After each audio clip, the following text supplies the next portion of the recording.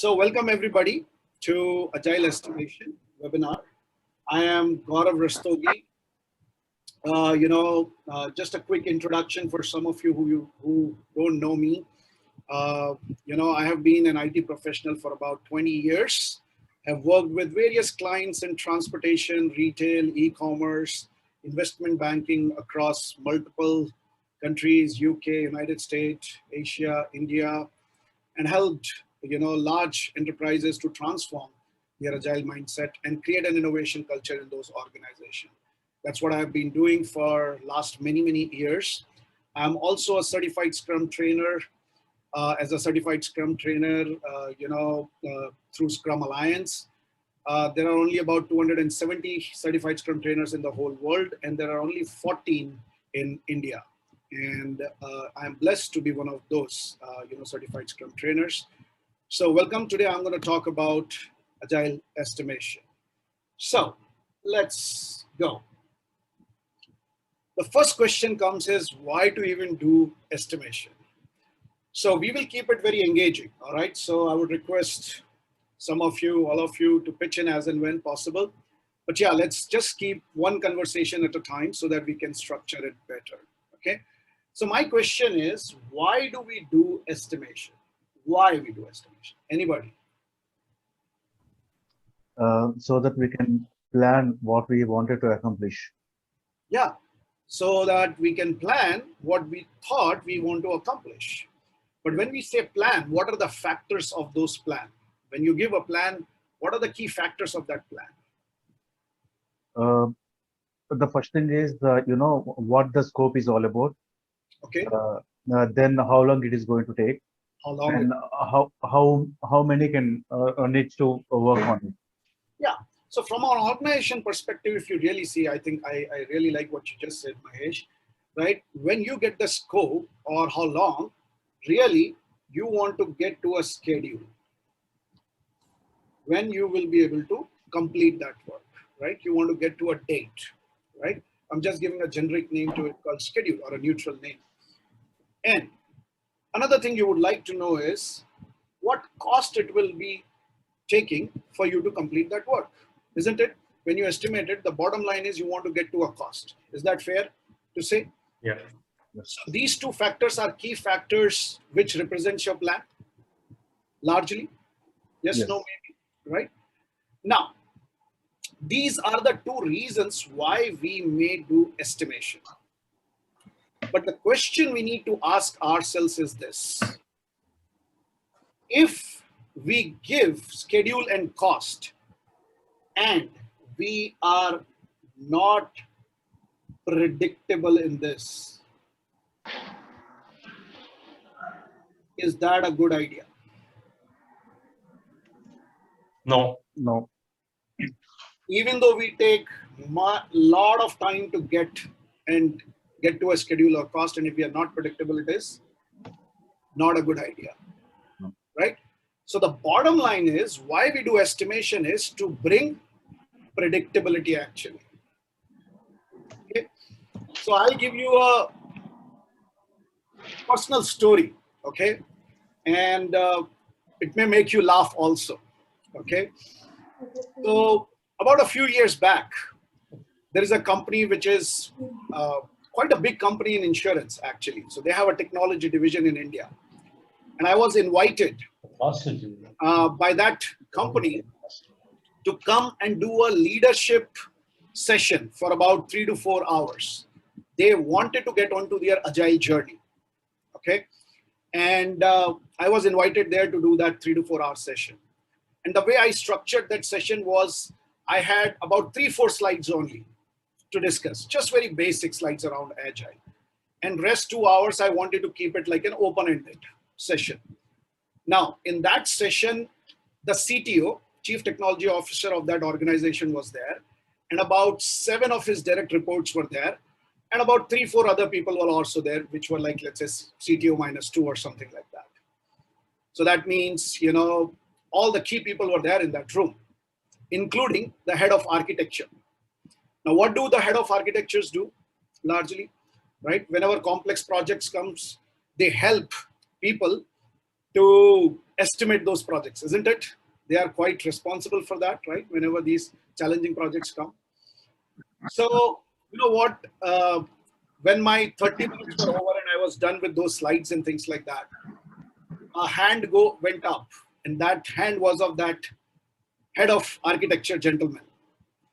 And he looked at me and he said, Gaurav, I really don't trust you Agile people. And he pointed finger at me. I said, that's fine. Can you tell me why did you make this statement? So he said, Gaurav, the reason I don't trust you guys is you estimate projects by playing poker. You see, now poker in normal, right, is not a good thing, not people think, right, because it's like a gambling, right? So he said, man, your whole premise of estimation is gambling, right? So how can I trust you guys? And for a second, you know, it made me think, actually, that gentleman was, in his point of view, very right, if you really see, isn't it? How can you expect gambling to give you good results, right? So he was right. So I smiled and I looked back at him and I said, dear sir, I like your observation. It's an amazing observation. I never thought it like that. But let's take a step back. And can you tell me, why do you do estimation in your organization? So he also gave me an answer like to get the schedule and to get the cost. And then I asked the same question to him that if you are not predictable in your estimate, would your organization say that you are doing a good job? So he said, no. Then I looked at the CTO now and I said, dear CTO, can you tell me in your organization how many percentage of time your estimates are predictable? What do you think the answer would be? How many times in organizations your estimates are predictable? Not that often. Very less. Less than 10%. So I told him, sir, that means one thing is sure, whatever you are doing is not working. Isn't it? Yes, Yeah. correct. The gentleman was bound to say and think now. And that made that gentleman think. I said, see, I'm not here to advocate gambling. What I'm here to advocate is whatever you are doing, if it is not working, don't you think so you should look for another options at least to try with? Now that gentleman was willing to listen. Okay. So I just wanted to give you this story to just set the context. Okay. So the idea of estimation is predictability. How do you bring predictability? Right? While cost and schedule are just factors. Clear, everybody? Okay. So with that thought process, let's move on. What are the ways of estimations, you know, we have seen in our traditional world? Forget about Agile. In past, how we used to do it. Anybody remember what kind of estimation in past we used to do? It might be in hours or the day. Yeah, so that was the unit of it. But anybody remember we used to do lines of code and then, you know, the productivity of one person, remember? We used to do, anybody remember? We used to see the lines of code. Anybody from very, very old like me, all right? No, all right? So there was lines of code, I remember. Yes. Sorry, Lipishri? Yeah, we used to count the lines of code. So this much lines of code in how many hours and Right. those kind of things. Yeah.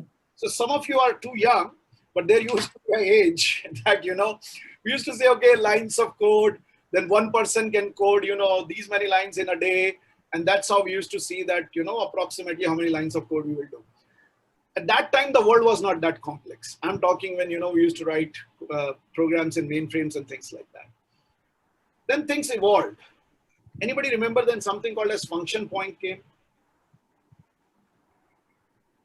Anybody remember function point? A little bit more scientific method? Yes, no, maybe? Nobody knows? Yes, I do remember Yeah. breaking it down into smaller functions. I mean, identifying the screen and then simple, complex, medium, and then giving out numbers to them. Yeah, SMC model, right? SMC model, simple, medium, complex model, right? So these have been something traditional which you have been seeing, right? Which people used to do in organization. There were many more other methods, customized methods per organization and things like that.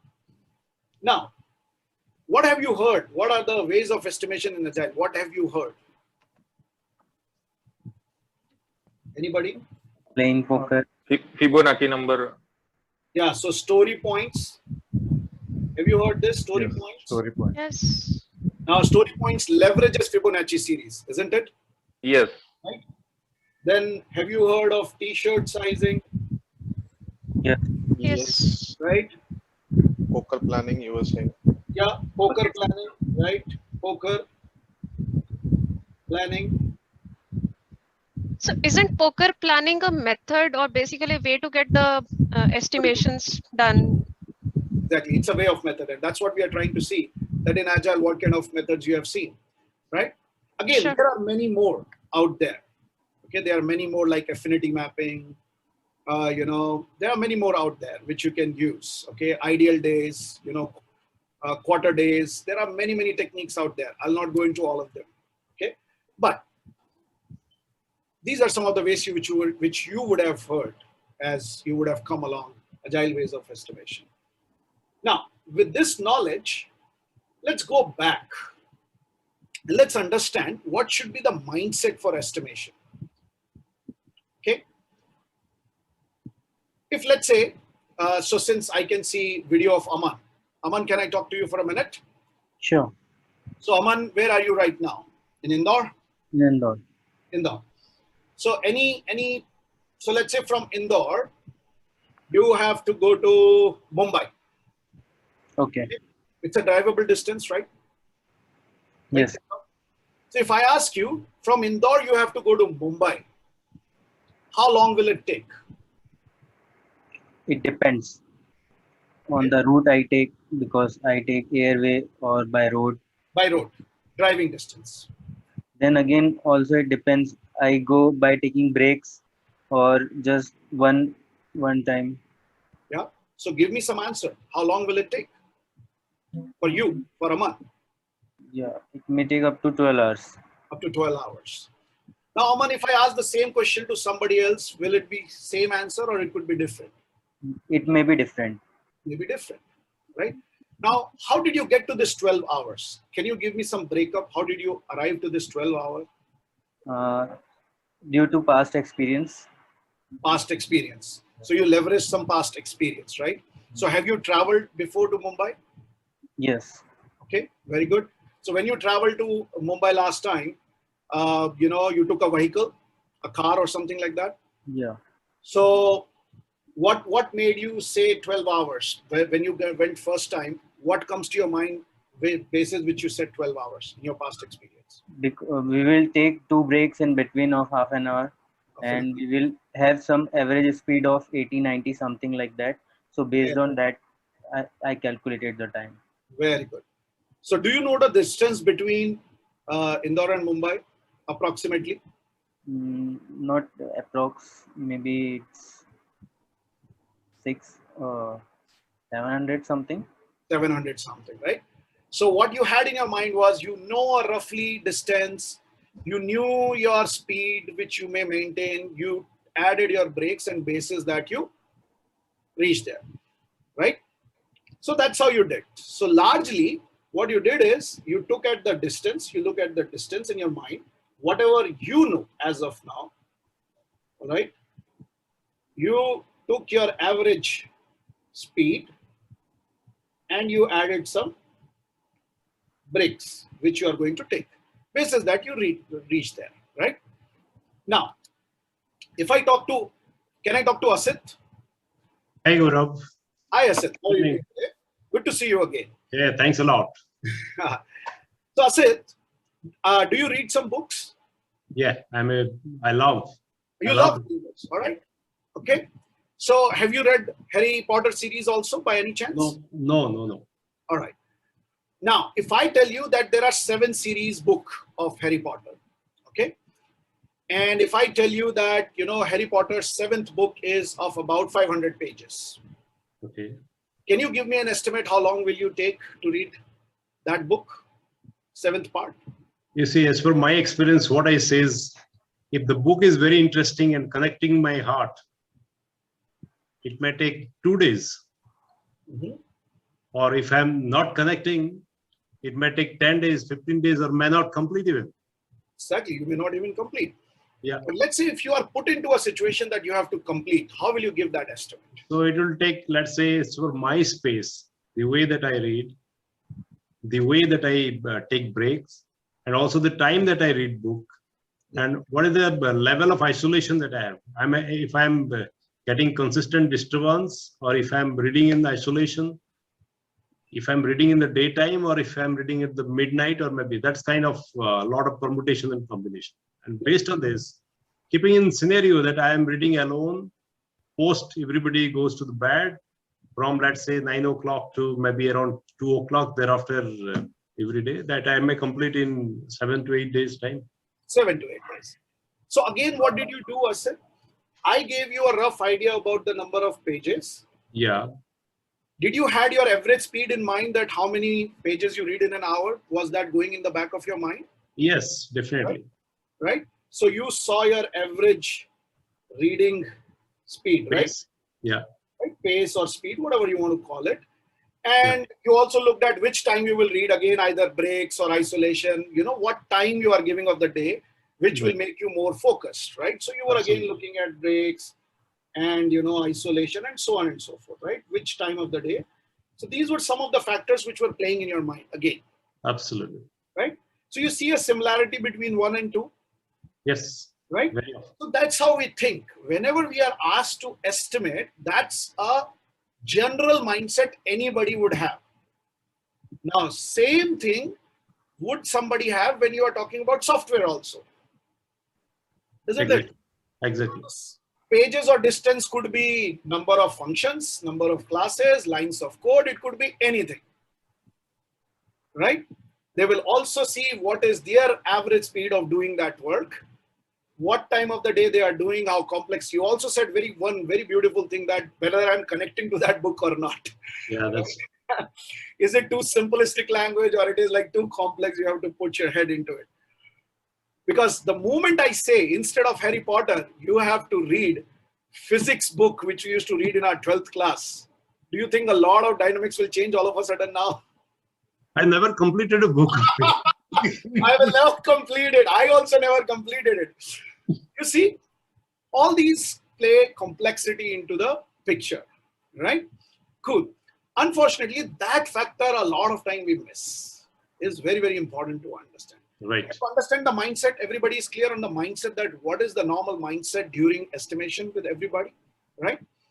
Now, with this mindset in mind, let's move on and let's see what are the factors for estimation which you may need to have. So complexity is one, right? How complex that work is, right? Like Asit was saying, whether I get interest or not, whether it's a physics book or it's a story book or it's some concept book, right? Second thing is uncertainty, whether I'll get time or not, right? Whether I'm in isolation or not, what uncertain work. If I am during the day, I know that 100 other things will come in between while doing that, isn't it? While reading that book. Or same way, if you are driving, like Aman was driving, if you are driving in the day, there is a lot of uncertainty of the traffic. While at night, there might be more predictability or less uncertainty in the traffic, isn't it? Okay. Same way, risk. What in which situation you are in, right? Are you driving on a single lane where things are coming front of you, headlight is giving to you if you are driving, all right? Or the idea is that, it is putting to you boredom and hence the risk of not even completing it, right? If you are reading a book. So the boredom could be one thing, that it is not even pushing you to go ahead. It is no matter how much hard you put yourself. And the volume. Volume is nothing but the distance or the number of pages or how many, how much amount of work it will require. So these are some of the factors which plays in estimation. So let's look at with an example also now. So let's say this is point A and this is point B. Okay. Now, in between point A and point B, let's say there is this railway track. All right. Okay. So let's say you have to travel from A till B. Now, if you have to travel from A to B, the first thing you would like to know is the distance, isn't it? If you have to estimate how long will you take from traveling from A to B, right? That's the volume part of it. Are you with me? All right. Now, the second thing in your mind, the person who is estimating will have their average speed in mind, right? Now, if you just take these two things into consideration, it looks like a simple math. If let's say this is 10 kilometer and you can walk 1 kilometer per hour, how long will it take? 10 hours. 10 hours, right? So what are you doing right now? You're only considering volume. You're not considering anything else right now. Make sense? But unfortunately, in real life, it doesn't work like that, isn't it? So let's say you started walking or bicycling or whatever it is, your mode, and you come to this railway track. Okay, what could happen? Trains might pass, right? And you may have to wait here for some time, right? What if you come to know there is a small jungle also here in between? Do you think will you maintain this same speed? No, right? What if there are multiple trains going one after the other? Has it happened to anybody, right? You are standing on the crossing and multiple trains are going and you are thinking, man, why the heck these trains are not going? Happened to anybody? Yes. Right? So what are all these? Yes, yes. What are all these? There are Risks. hurdles. Risks. These are either risk. Risk and uncertainty. Uncertainty. Or uncertainty. What if it starts to rain in between? Right? So you see what all these three factors can also come into play. Our traditional methods of estimation, unfortunately, most of them were slightly not conducive to take into account of these factors, largely. Isn't it? And forget about the individual skills. That I'm not even talking about here as a factor. Make sense to everybody? Okay. So what we need is something which can take this into account also. The good news is, in the context we operate, we all are doing cognitive work.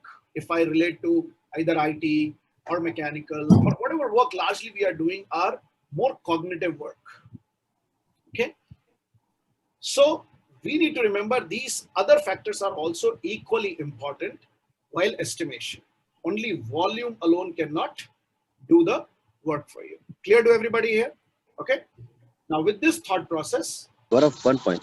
Yes, please. May I ask something? I'm always a little confused about this complexity and uncertainty. Can you just maybe give one example related to Very good question. one only? Very good question. Now, see, if it starts to rain, okay, do you think your visibility will go low? Yes. You might be still driving, but it will make it little complex for you to drive now, isn't it? Yes, definitely. But if the train comes and the door is closed, now it is uncertain for you. You don't even know when this train will come and when it will pass. You have to stop at the barrier gate. Makes sense. Makes sense. Right? Yeah. Another thing is that rain might bring you complexity, but you don't know when it will stop. Right. So that rain example can bring complexity as well as uncertainty at the same time. Right. Right. Clear, Santosh? Thank you. Thank you. Awesome. Fantastic. Great question. Now, in this situation, when you have complexity, risk, and uncertainty, how do you bring predictability, right? Because what did we started with? The bottom line of estimation is what? Predictability. And because of complexity, uncertainty, and risk, what will go down? Your predictability will go down. Now, what are the options we have? Let's look at it. If some of you know shooting, okay? If somebody does this, do you think they will get a good gold medal? For sure, man. Yes. I hope so. You know, after this also they don't get, then it's like a hard luck, isn't it?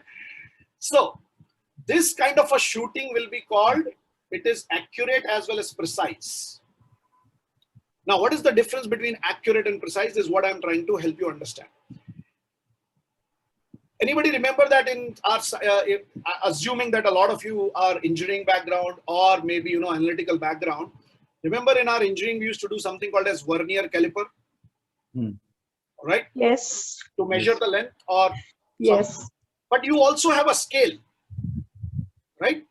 So if you want to measure something from the scale, it gives you also a length. But if you measure from vernier caliper, it also gives you a length, but it gives you more precise. Are you with me? To the dot. That's why you used to use vernier caliper. Okay. So when you are roughly there, that means accurate. Okay. When you go to the points or more decimals, then it is more precise. So in this first picture, it is accurate as well as precise. Are you with me, everybody? In the second picture, what do you see? It is not accurate because we want it to be here. Right? Third, you see here, it is little scattered, but it is still within a periphery of bullseye. So what is the third picture saying? It is not precise, but it is still accurate. Are you with me, everybody? But Gaurav, in this third case, may I ask a question, Gaurav? Yeah, please, Asad. In the third case, it is not accurate even. So if you see from an accurate perspective, that from this circle perspective, it is accurate. It is within one larger circle. Okay. See, in shooting, what is your goal? Bullseye. Now, every time will you hit bullseye? No.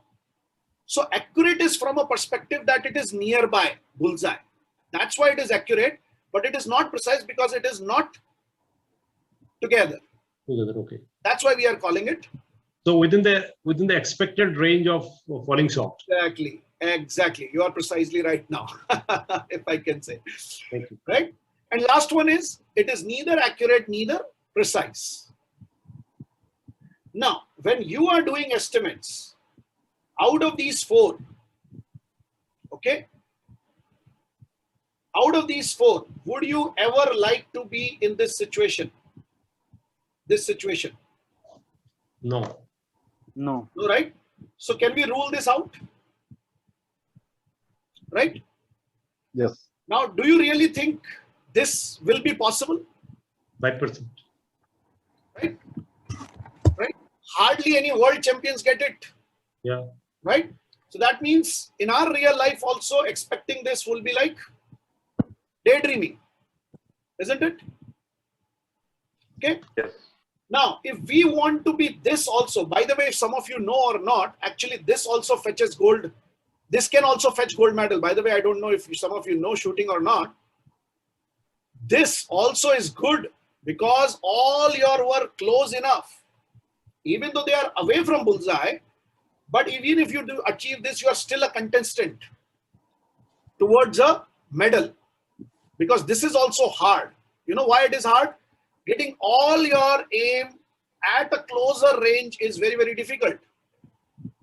Are you with me? So again, precision is very, very difficult. So this could be very difficult to get. Am I making sense here? Yes, no, maybe?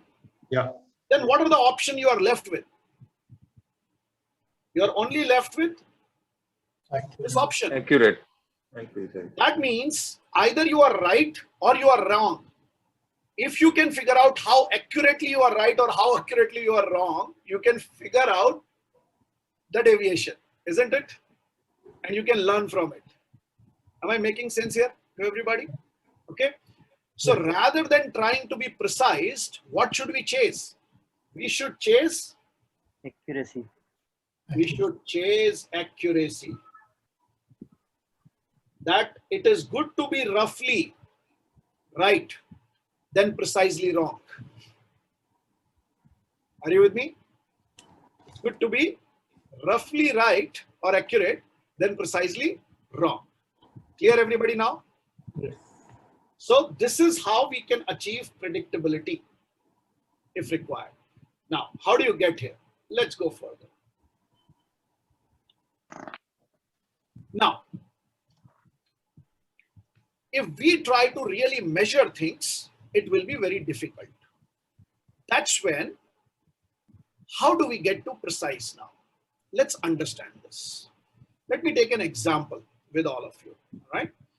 Anybody here who lives in, Parag or Mahesh, anybody lives on a, building with multiple floors? Any one of you or anyone? Yeah, I am living at 4th floor. 4th floor? And how many floors you have, Parag, in your building? Total 4 floors. Total 4 floor. All right. So can you check, do you have a ceiling on top of you? Can you check like this? Do you have a ceiling? Yeah. Yeah, make sure. Just making sure that it is not an open sky. Okay. Right. So Parag, I'm going to ask you a question. Okay. So have you been living long in this home? How long you have been living? 2 years. 2 years. So 2 years is good enough. Now listen to my question very carefully. Can you tell me the height of the ceiling of your roof in centimeters? No. You can't? Why? You have been living for 2 years. Why it is difficult all of a sudden for you? Because height was never a parameter for me. It was, if you ask me the room size, probably 4 by 4 or 4 by 6, that I can tell you. Exactly. So height you never realized. Height was not a I tell parameter. you, if I ask you, Parag, how many Parag stand on each other and you will reach the roof? Can you tell me now? Yes. How many Parags? 4. 2. 2 See, or 3. now 3. all of a sudden it became easier, right? Correct. So this is called sizing. What did you do? You took a relation and you did some sizing. All of a sudden it became easier for you. Make sense? Now, with this concept, if I show you this bottle, okay, this bottle, and I ask you, how many Parags? Will that be easier for you now? Right? Now, all of a sudden, one concept which you learned, now it failed the other place. Right? That means things change. But that means your reference every time has to change. Now, if I ask you how many pens, now can you tell me? Yes. Roughly? Roughly, yes. Roughly how many pens? 2 pens. 2 pens. So that means in relative sizing, you have to change your reference every time. Otherwise, it may not work. So what is sizing? Sizing is nothing but you take a reference, okay?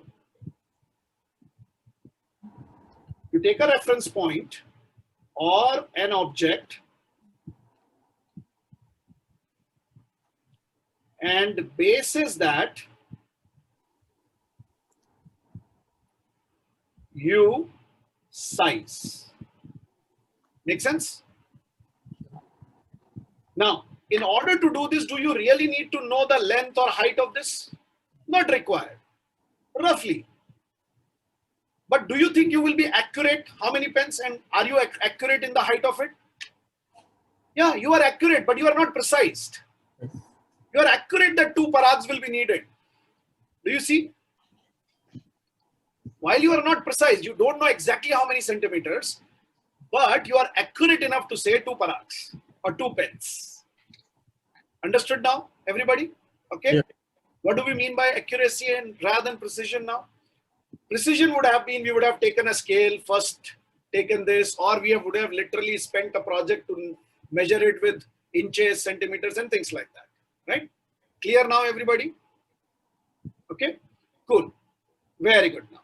So with this thought process, let's practice sizing now. And let's see whether we can size it or not. Okay. So what you need to do is this. You see some of these objects here. All of you? Yeah. What you need to do is this. Just think. This portion is called small. This is called medium. And this is called large. Okay? 3 sections, 3 buckets. Okay? Clear to everybody? These are 3 buckets, small, medium, and large. If I put this in small, okay? Now you need to place other balls into different categories. So if this set, these are called marbles, right? As you can see, these are marbles. If we say marble is our reference point, what these balls would be, and we are calling marble as small. So where do you think this will go? In small, medium, or large? Where would this go? Small, medium, or large? Where would this go? Small, medium, or large? Okay. That's the activity you need to do. Okay. Clear?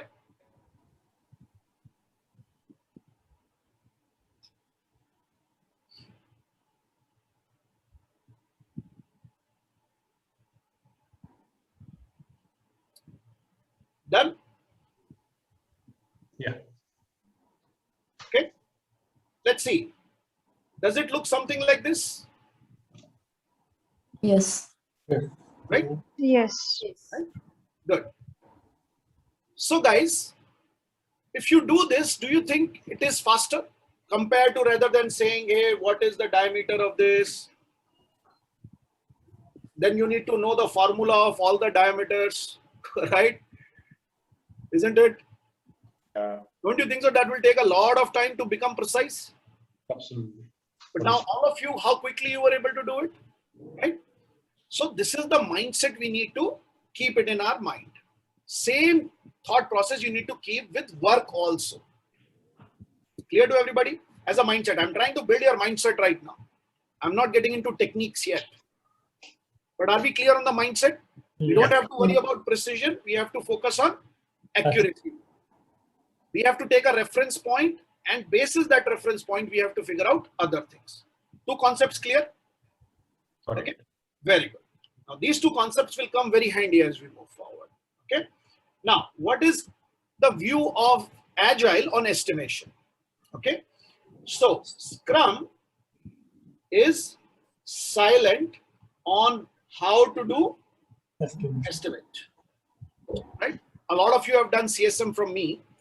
All right. So you know that Scrum is silent. That means Scrum does not give you a technique or a way. Okay. So in Scrum, what do we say? Who does the estimates? Developers in Scrum have the right to Do estimates. Why? Why developers have that right? They know the quantum of work. They know how. They are closer to the work, right? The people closer to the work should do the estimate. If somebody else does, what will happen? Will you get predictability? No. No, right? So that makes logical sense, right? The bottom line is the people closer to the work should do the estimates. Okay. Now, what is the other view? Learn from what is observed. Remember, this is one of the things from empiricism also. Yeah. That means, even though you do this accuracy, once you start doing the work, learn whether you were able to achieve the way you thought or not. Make sense? And continue to inspect and adapt. Now, if you have to factor,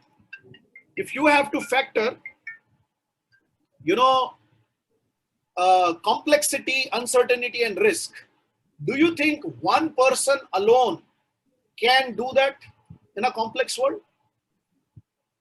No. No, right? So what do we say in complex world? Scrum is to solve complex problems. In complex world, you need what? Collaboration. Iteration. Yeah. That means if you are doing, sizing, if you do alone, that might also not be good. You need to make it a collaboration exercise. Clear?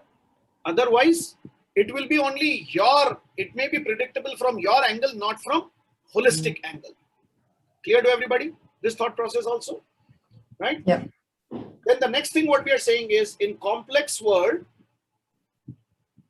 few or one person cannot be predictable in doing estimates. Clear to everybody now? Yeah. So this is also we need to remember. Now with this thought process, let's come that why Fibonacci series is used for sizing, right? So all of you know that we largely, not everywhere, but largely Fibonacci series is used for sizing. Now what is the rationale behind it? Let's understand that. But before that, let's understand what is a Fibonacci series for people who don't know it. Okay. So the Fibonacci series is like this: 0, 1, 1, 2, 13. Oh, sorry. 3, 3, 3, 5, 5, 8, 8, 13, and 21. 21. Then what is this? 30, 33, 4. Yeah. 34. 55. Yeah. Now, what is the Fibonacci series? You add the previous two numbers and then you write the next number. You add the previous two numbers and write the next number. You add the previous two number and write the next number. You see this? 0 plus 1 is 1. 1 plus 1 is 2. 1 plus 2 is 3. 2 plus 3 is 5. This is called Fibonacci series. Okay. So actually, what do we do in Agile is, instead of using Fibonacci series number, we use modified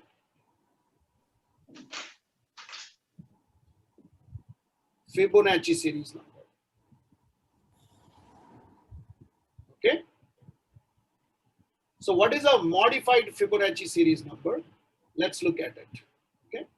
So the modified series is 0, half, 1, 2, 3, 5, 8, 13, 20, 40, 100.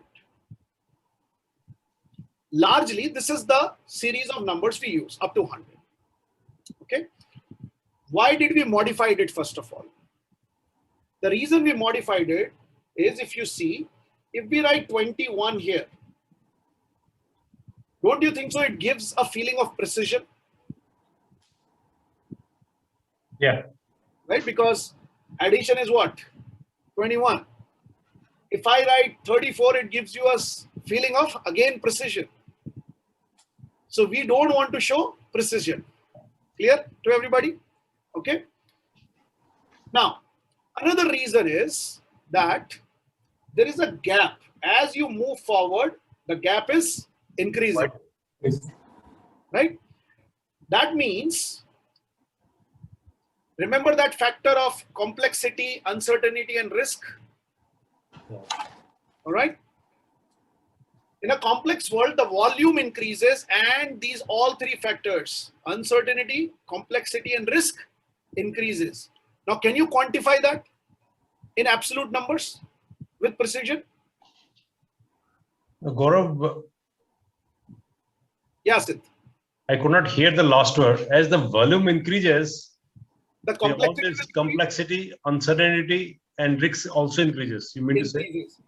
Now, if the volume is increasing linearly, do you think the complexity, uncertainty, and risk will also increase linearly? Yeah. Yes or no? Will it increase linearly or not? Or exponentially? Yes, Gaurav. Both are possible. Right? The idea is this, guys. When the volume increases, it will definitely increase, but it will not increase in addition for sure. That's true. That's why, to take care of that, we use Fibonacci series. That's one reason, because the gap is increasing. Another reason is, let's say if we would have taken a linear series, 1, 2, 3, 4, 5, 6, 7, and so on and so forth till 100. Now you have to do it in collaboration, right? Remember, if you have to do it in collaboration and one person thinks this is 4 and one person thinks this is 5. Okay, then what will happen? Will there be any rationality between 4 and 5? Will people be able to give too much rationality, or they will say, hey, it is 4 only, na? It is 5 only, na? Let's agree on something and just get it over. Isn't it? But if they have to choose between 3 and 5 now, then what will happen? It's a 66% increase in estimate, isn't it? Now, do you think people have to give good enough rational why there is an increment of increase of 66%? Yes, no, maybe. Yes. Are you getting? Yes. Yes. So to make people rational, you use Fibonacci series. Clear to everybody? All right. So that's why we use Fibonacci series. Now, once we have understood why we use Fibonacci series, let's practice it. Okay. So let's assume we have to create a fruit salad. Okay. All right. Let's assume to cut one banana. All right. It is one fruit point. Okay. It is our reference. Remember, what do we say always? Take a reference. So your reference is banana, cutting the banana for a fruit salad. Clear to everybody? Now, if cutting banana is 1, what do you think a strawberry would be? Remember this, this is your Fibonacci series. Out of this, choose and tell me. Maybe half. Half. Maybe half? Half, yes. Right? How about an apple? 1. 2. 2. 1 or 2, right? 2. Right? So you see a difference of opinion here now, all right?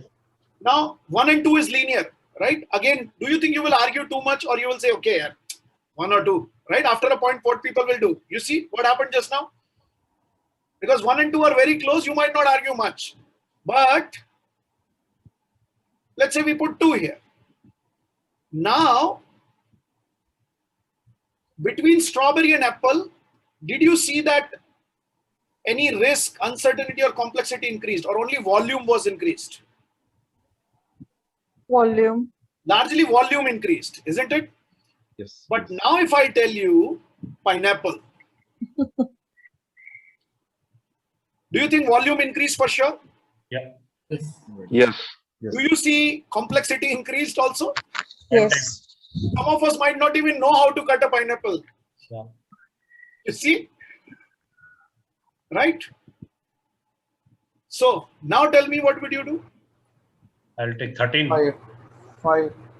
Right? 5 or 18. Maybe 3. Somebody is saying 5, somebody is saying 13.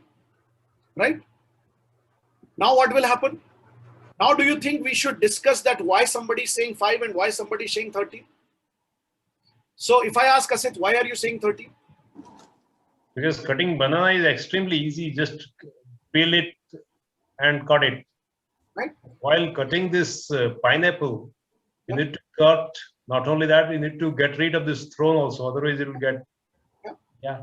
So Asit, have you ever done pineapple by yourself ever? Yesterday I did. Wow, awesome. Yesterday.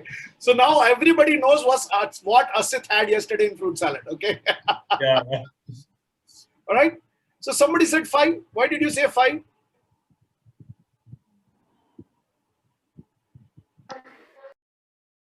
Pratik or somebody, right? Anyways, irrespective of that. Maybe because of the size. Because of the size and things like that. But you see, now what will happen? Some people in the team would have never ever cut pineapple. Some people would have just cut it yesterday, right? So let's say if somebody says 5 and Asit says 13 and Asit said, I just did it yesterday. Do you think you will give more weightage to his experience now all of a sudden? Yes. Definitely.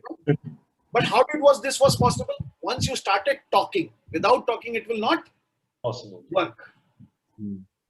Are you with me now? Yes. So let's say 30. Gaurav, I got a question here. Yeah. Is the reference point is always 0? No, the reference point was 1. Okay. Now, in our scenario, that's a very good question, Asit. Very good. Now, in our scenario, we took 1 as a reference point. Okay. Now, can you take 2 also as a reference point? Yes, you can. But can you take 100 as a reference point? That might not be very prudent, isn't it? Because, Right? yeah, it will not be possible. Right? But yeah, I have seen teams who take 2 or 3 also as a reference point. That is also okay. But to have this reference point also, we need to have an agreement, Gaurav. Yeah, it is a good idea that everybody agrees that this is our reference point. Okay. Absolutely. Otherwise, again, you know, if the height of Parag's home, we start taking different reference point in our mind, then it will be very, very difficult, right? So that's a very good idea to have a consensus on that. Now, if I tell all of you that you have to put coconut in this fruit salad, then what will happen?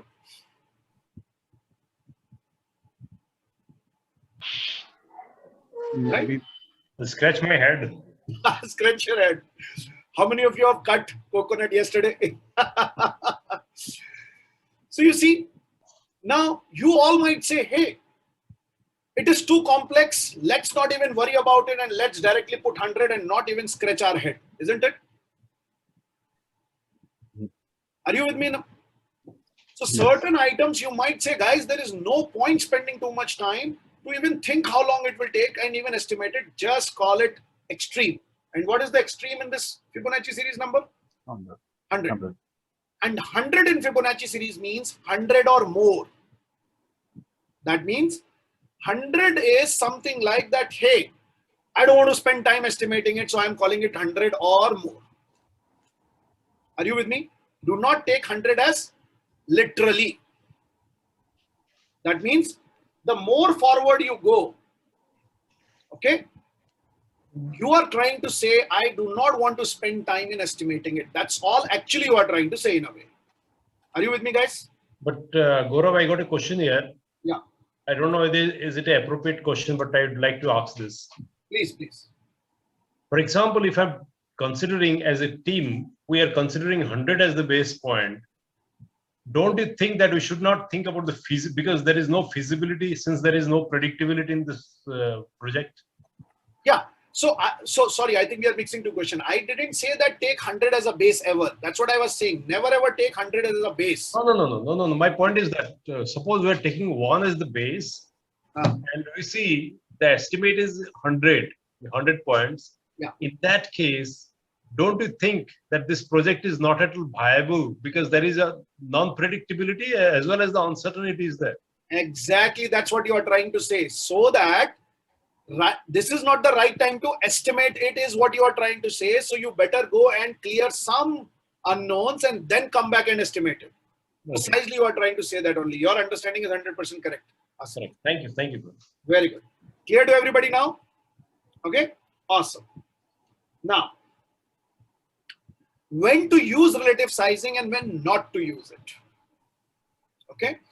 This is where a lot of time people get confused in most of the organizations. Okay. Now, this curve which you see is called cone of uncertainty. Cone of uncertainty. If this is time, okay, and this is unknowns. Let's say you get a new project with a lot of work.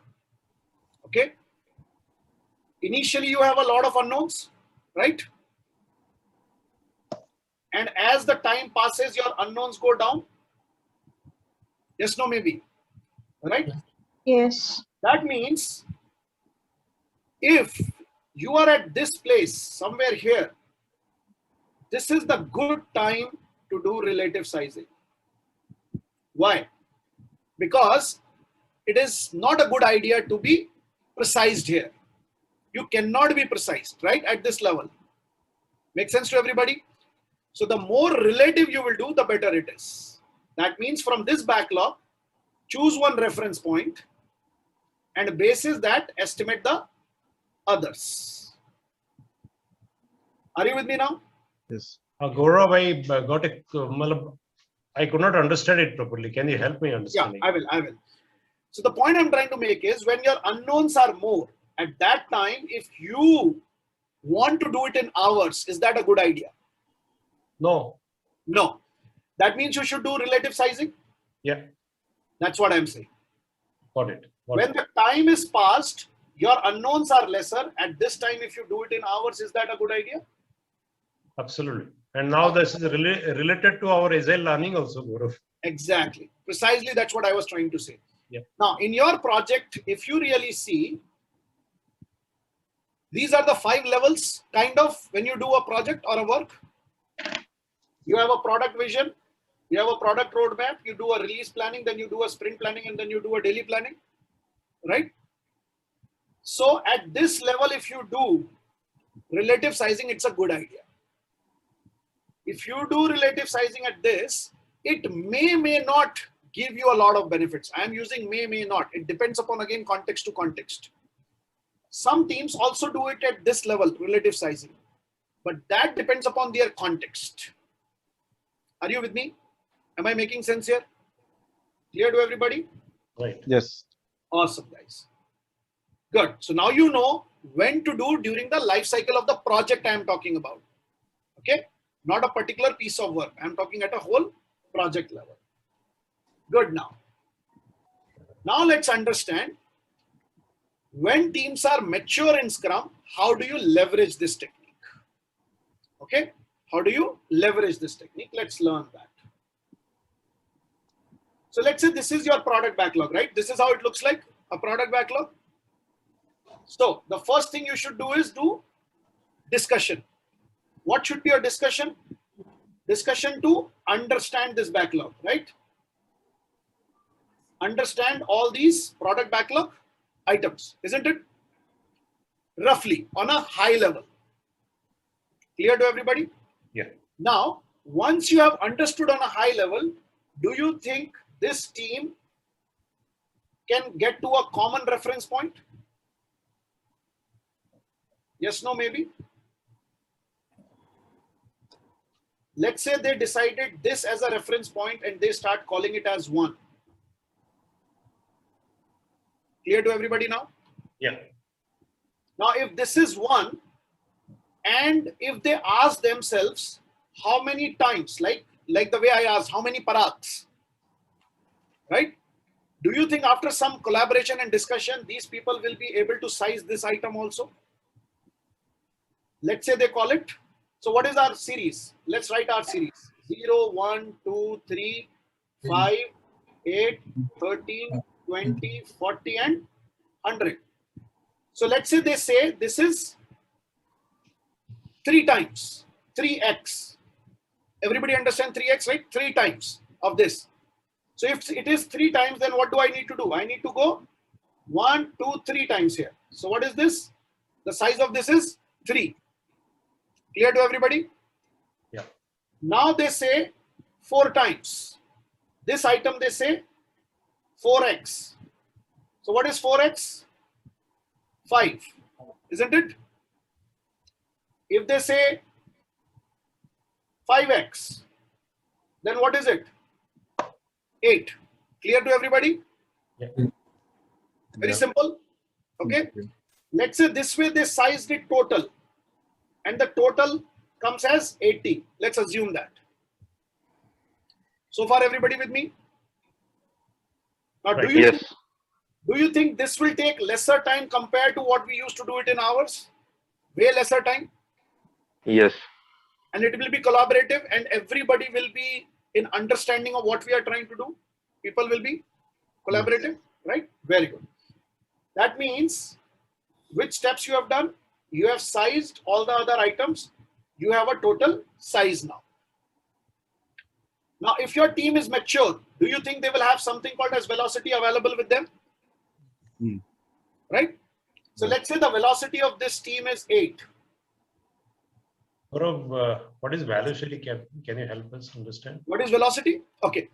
So velocity is nothing but if there is a mature team, that means they have been doing these sprints in the past. That means on an average, they know that how many points they are able to do it? Right. Right? How many points they are able to do it in the past? Yeah. Remember what did I say? What Agile says? Learn from what is observed. Observed. Right. So velocity is nothing but what you learn from what you observe. Past. Yeah. So let's assume this team does 8 points on an average every sprint. Okay. That means you have a fair idea their speed of work. Now, Yeah. if you do 8 per sprint and if the total is 80, do you think you can know number of sprints now? 10 now. So 0.3 divided by 0.4. 0.3 divided by 0.4. 4. Yeah. That means 80 divided by 8. How many Is sprints? 10.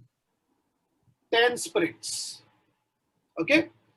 Now, if you know the start date of your work, Yeah. can you calculate the end date? Yes. Basis how big is your sprint? If Yeah. it is 2 weeks, that means 20 weeks. If it is 4 weeks, that means 40 weeks. Whatever it is, right? Got it. Now, do you know every sprint what is the cost of your team per sprint? In dollar or rupees? Right? You would know, right? How much salary you are paying? What is your cost? You would be able to know. So this is the role of a product. Yeah, product owner. Product owner. Yeah. Right? Now, if you are you with me, everybody, right? That you would know the cost associated with your team per sprint, right? If you add infrastructure cost or all the other cost, do you think you can get the cost of the project? Yes, no, maybe? Yes. Here. Now, do you think it will be more predictable than before because you did it in collaboration? Yes. Right? Another good reason is that, let's say you have 10 sprints and after 3 sprints, you see actually it is not 8 and it is 7. Do you think you can make necessary changes to achieve it? Yes. Right? So you see, you are mitigating your risk also, overall risk. Is everybody with me now? Yeah. Yeah. Now, what could be the second scenario? What if the team is new? Right? That could be another scenario. They don't have their velocity now. What do you do now? Right? So, same thing. First, you will do discussion, right, of this backlog. Do you think they can get to a reference point that this is their reference? They can get the size 3, 5, 8, and so on and so forth, and the total is 80. All this remains same. Either it is new team or mature team, it doesn't matter. Yes, no, maybe. Yeah, Now, 10% plus minus, it could be yeah, possible. exactly. Otherwise, same. Yeah. Yeah, pretty much same. But steps will remain the same even for a new team. Yeah. Right? So you get the total now. Now the only issue is you don't have the velocity. Then what do you do? If the team is new, if you hide this for a minute from them, after doing this, hide it. And if you ask them very simplistic question, guys, do you think you will be able to do this together in a sprint? And I don't care whether somebody is sitting idle, but as a team, can you complete this one or not? Whether everybody is occupied or not, I don't care. But will you be able to complete? Do you think this team, after some discussion, they will be able to tell you whether they will be able to complete this one or not? Yes, no, maybe. Yes. Right? Yes. They'll be able to tell whether they'll be able to complete it or not. Yes, yes. Now, after let's say they say we will be able to complete it. Now, if you ask them after completing it, do you think you can complete this also? It doesn't matter if some people are sitting idle, but you have to do only sequentially. You cannot do parallelly. Do you think they will be able to answer this question also? Right? So let's assume they say we will be able to do 2, we will not be able to do the third one. All right. Now what do? You unhide these numbers now. So what does this team feel on an average? They feel they will be able to do 8. That's their feeling. While it is feel based, but don't you think so? Rather than being predictable, it is still accurate because everybody feels together. Number two, you have not taken parallelism into account. That means you have taken some caveat of complexity, risk, and issues. Right? Understood Right. that part? So with this basis, now do you think you have this feeling now? Your feeling is 8. Do you think now you can get again the number of sprints is 10? 80 divided by 8? Right? Do you think you will be able to get the cost and schedule the same way as you did in the mature team? But one extra thing you need to do with this team is this: when this team starts to work, very closely observe what they are doing. Because this is a new team.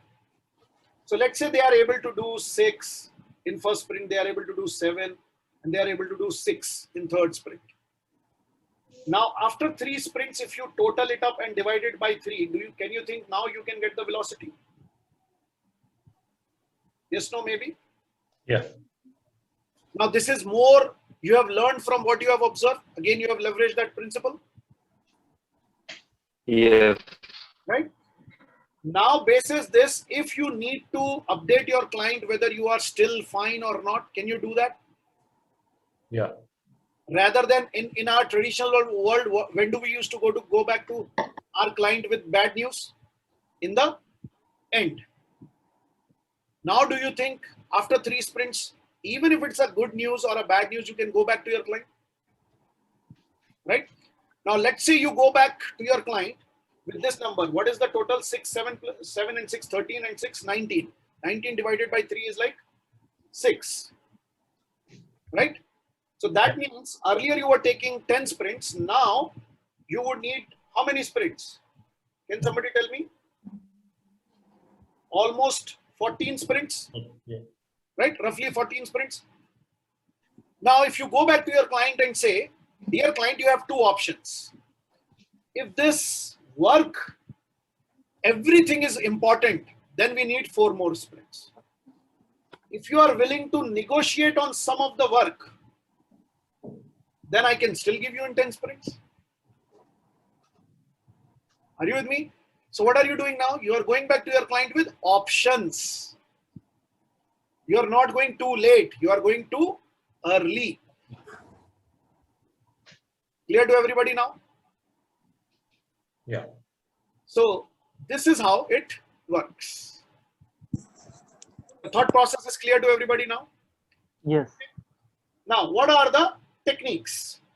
Some of the very popular techniques are like poker planning and like t-shirt sizing. There are many more also. Okay, but these are the basic ones. I don't want to go into advanced today. I want to keep it at a very basic level. So what I'm going to do is this. I'm going to show you a video how to do poker planning now. Clear? Mindset is clear. The basis is clear. Thought process is clear. Now it is about technique, how to do poker planning. Okay. Now poker planning is a technique where, let's say you are 5, 6 people in the team. Everybody get a set of cards. On that card, that Fibonacci series numbers are written. Okay. Now you do in collaboration. How do you do? Let's watch a video. Okay. Very closely. Cool, guys.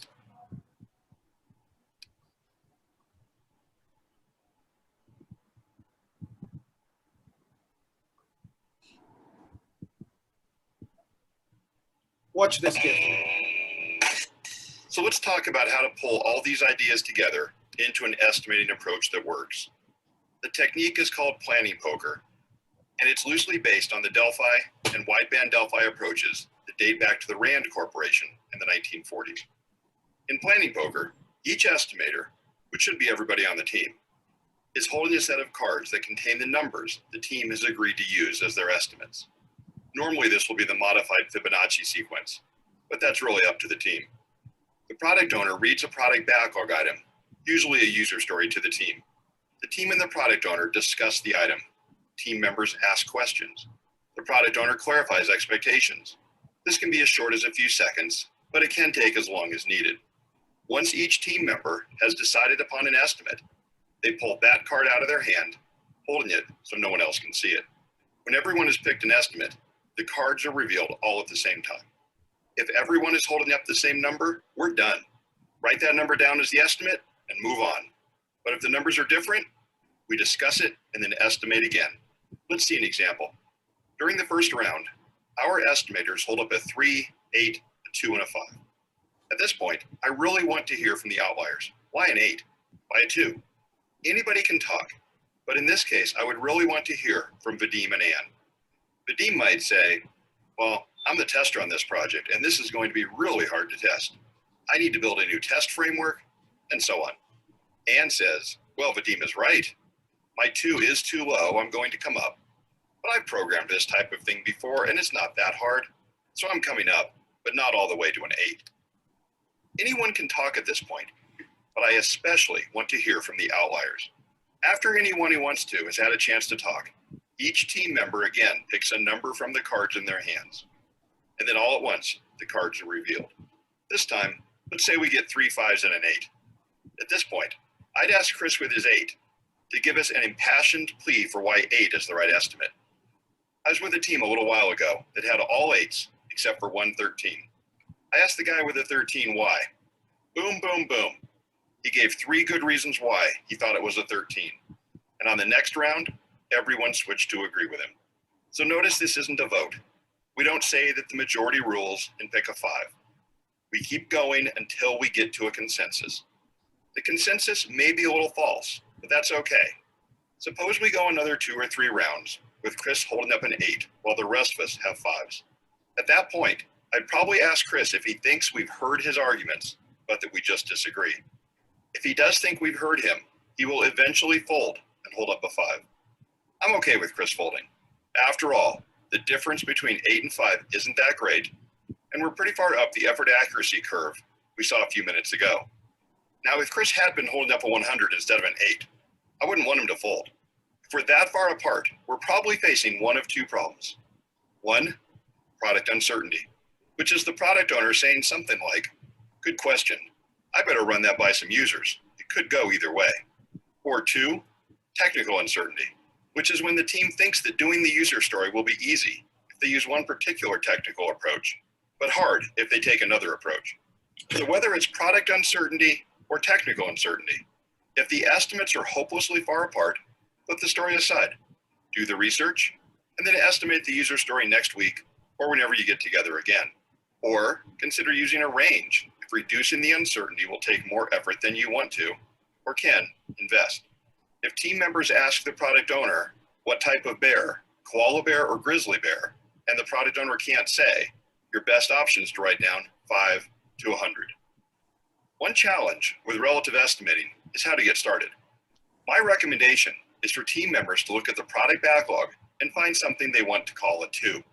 Don't play planning poker quite yet. Just find a 2. Something small, but not the smallest.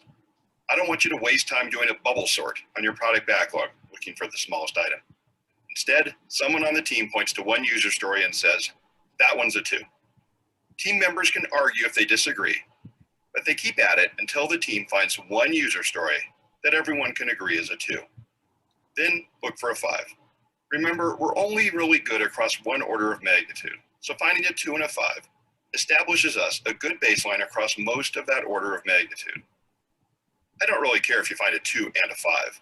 Maybe find a 1 and a 5, or a 2 and an 8. Any of those is fine. The idea is just to get a pair of numbers that everyone agrees on and then start playing planning poker. I want to mention briefly that if you're looking for planning poker cards, we do sell the cards at our cost on our website. All right. So, clear on this? So this is a specific technique called poker planning technique, all right? This is what we do. Now the gentleman you heard actually is named Mike Cohen. He's also a certified Scrum trainer, and this gentleman has done a very good work in the field of Agile and Scrum, okay? I personally really admire him, and you know, I have personally learned from a lot from his blogs and things like that. So this video is very worthwhile watching, actually. Cool, guys. So what is his name, Gaurav? I could not hear. Mike Cohen. I will write his name to attribute this video. Mike Cohen, C-O-H-N. He has written some great books also, How to Succeed in Agile. Okay. Succeed with Agile. Cool. Now, guys, I want all of you to go back to the questions you wrote here and write done in column B if they are done from your side, so that whatever is left is what we should take as questions. If your question was answered, please write done in column B.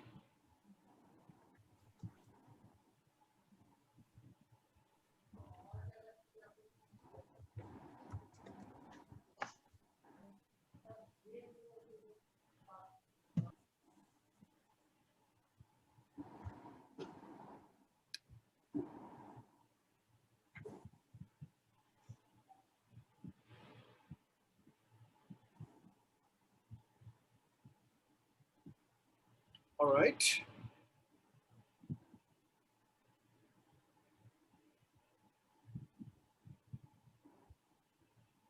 Okay. So is there any question left which people would like to ask? We have another 5 minutes, but I'll be happy to answer some of the questions if people have.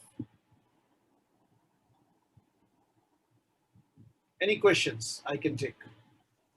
So this is Amit. So which one is the best technique for calculating the points? Is it poker planning or is it Fibonacci series? So poker planning, if you see, is leveraging Fibonacci series. So Fibonacci series in itself is not really a technique. Fibonacci series is leveraged in poker planning technique. Okay, Yeah. Got it. Yeah. Thanks. Welcome. Hey Gaurav, am I audible? Yeah, Amit, I can. Yeah, I have one question. Like, if there are multiple team members in the team, right?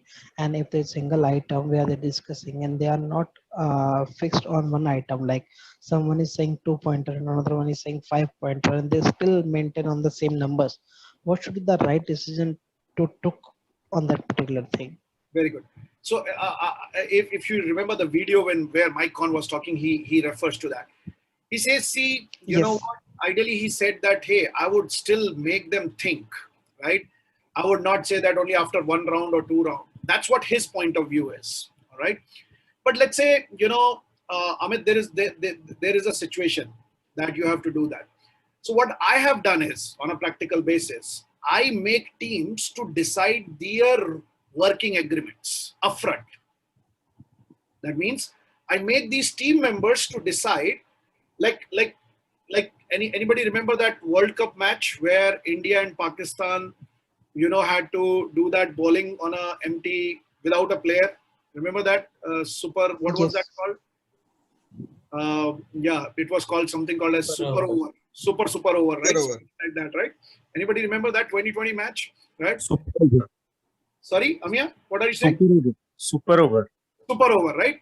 So that means somebody would have already thought that what if there is a tie or nobody is folding, right? Like as Amit's situation, that person is saying 5 and this person is saying 3. Then what will you do? So those kind of working agreements, I as a coach help people to upfront define. Okay. Now I see some teams, they say, hey, since right now the unknowns are more, let's go with the higher one. Sometimes some may say, hey, you know what? Let's give it back to the product owner and product owner to come back with answers and then re-estimate it. So different teams do different things. Does that help as an answer, Amit, to you? Yeah. Fantastic. Any other Gaurav Meghna here. I have a question. So these techniques, right? We estimate them in points or we estimate them in t-shirt sizes. But ultimately, as a team member who's working, these have to be converted to hours, right? We would have to convert them to hours to define my task. Okay. So I would say you don't have to convert anything into hours. What I would say is this. Remember this cone of uncertainty when I showed you? Through this, let's say you are start of the project. Through this, you came to know how long this project will take, right? So that's what your management wants, right? Right. This is that you divided how many sprints you will need. I already explained. Yes. Right. So now your management is happy with the cost and the schedule, right? Now they don't care about anything from here onwards, right, Meghna? right? No, but we were able to sort out the number of sprints, but we were not able to sort out the length of a sprint. Sorry, what do you mean by that? The length of the sprint, that would define the time a sprint would take. Now, time is like hours, right? No. So now you are getting into two questions, Meg. Okay. So how did you get to the number of sprints? The velocity is basis per sprint, right? That means you already know the length of your sprint. Okay. Right? So your velocity, if you are saying 8, that means either it's a 4-week, 2-week, 3-week, you already know the length of your sprint, isn't it? Right. Okay. Right? Yes. Yes. Either it's a new team or an old team. That is not a problem. Huh, So correct. that is taken care. Now, hear me out. So that your management part is taken care. You have understood the cost and schedule. Now it is with the team what they want to do. Now, as you enter into a sprint, out of this big backlog, you are going to take only some item, which is called sprint backlog, right? Yes. Now, this sprint backlog, the unknowns are lesser compared to the whole product backlog. Correct. Now, if the unknowns are less, do you think you can estimate in whatever best way works for you? If it is hours, estimate it in hours. If it still works for you on story points, do it in story points. If it works in minutes, do it in minutes. Whatever it works for you, you want to do it in function point now, you want to do it in lines of code, you decide. Are you with me? Egna? But yeah, if somebody wants to, if the problem starts when you say that now I will have a formula which will say 1 story point equal to 8 hours, that's when the problem starts. Okay. You need to keep them isolated and secluded with each other. That's what I meant when I said this, that when you use story points or relative estimation, through that you get to the cost and schedule, and your management is happy now. Inside the sprint, how you are doing it, they should not care about it. Okay. Are you clear? Awesome. Yeah. Very good. Gaurav, I have one more question. Yes, please. So when we are just planning the sprint planning thing, and let's say our story points are approx 50 for the Can you sprint. be a little louder, Amit? Sorry, it's very hard. So is it fine now? Yeah, it's better. Yeah. So I'm saying let's the team capacity is 50 points for a sprint. Okay. So we have planned the work in 50 points now. So when we planning, we thought the single item will take 5 points, but while doing the implementation, we come to know we are able to achieve it within 3 points itself. So is it good idea to reduce the 5 point to 3 point, or we have to keep the 5 point as it is? No. So you don't do that. Why? In that sprint, you will do more. Right? Yes. All right. Now, what is velocity? Average of last few sprints. Yes. Right? So that will show up. So what a product owner will continue doing it is, let's say you gave your stakeholders that it will take 10 sprints, right? I gave you an example here that this is 676. It could have been other way around also. It could have been 9, 11, 9.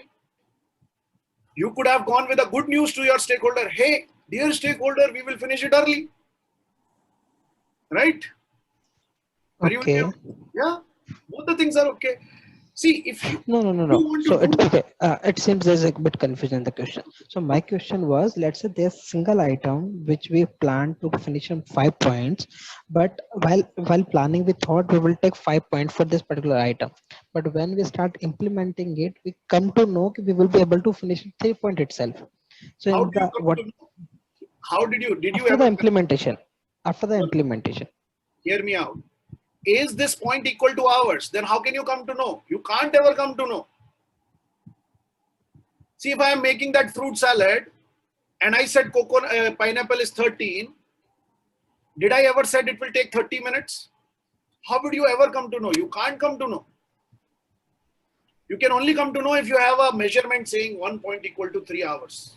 Then you can come to know. But then that's the wrong way. That's what I said. Okay. Are you with me, Amit? Yeah. Yeah. Cool. Cool, guys. Any last question? So Gaurav, then what is the measurement then? That's what I said. It is unitless. You don't have to worry about the unit, right? See, are you chasing unit or are you chasing predictability? That's the question. No, even the predictability will only come when you are choosing the unit. Okay, so in our example, I never took the unit, and all of you saw that you were able to get to cost and schedule without any unit. See, that's what I'm trying to say. This is the mindset change organizations need to do. We are chasing the wrong thing. How does it matter? How did I reach to a predictability? Remember that story I talked about, that architect in the beginning, the first thing I talked about, that gentleman? That gentleman was thinking the way he is doing is the only way on planet Earth. And that's why he said, Gaurav, I don't believe you agile people. But when I asked the question, are you predictable? Then he had no answer.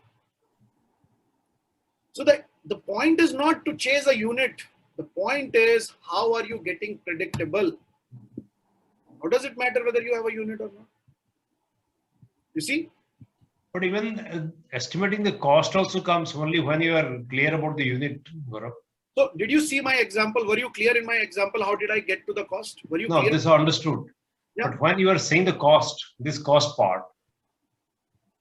Cost is with the unit. I am saying estimates is not with the unit. Cost is with a unit of dollar or rupees, obviously. Okay, that's why I got confused. Yes. Oh, sorry about that. The cost is with the rupee and schedule is with the date. Is just that the estimate is not with the hours. Yeah, that I understood. Awesome. Perfect. Then we are on the same page. Sorry about that. Cool, guys. It was pleasure being with all of you. Thank you for being there. I hope it gives you some value and it adds some value to you. And feel free to reach out to me. All right. And feel free to, recommend your friends, on Universal Agile. You can go back and look my schedule on CSM courses and feel free to recommend your friends to do these CSM courses. All right. So that'll be also helpful to me. All right. Yes, Saroj. Gaurav, I have a small question. Yes, Saroj. Not technical. I have completed the CSM certificate last month. Awesome. Can I do the ACM course or I have to wait 1 year to do it? No, you can do ACSM course. They are looking for 1 year experience. That could be prior to CSM also. Okay, got it. Okay, thank you. Good, guys. And also, if you like this session, please drop a note on LinkedIn and tag me that, hey, you like this session. That will also be helpful to me. All right. Cool. Thank you, guys. Thank you, Gaurav. Yep. Thank you so much for your time. Thank you, Gaurav. Thanks. Bye-bye. Thank you, Gaurav. Thank you so much. Bye. Bye. Thank you, Gaurav.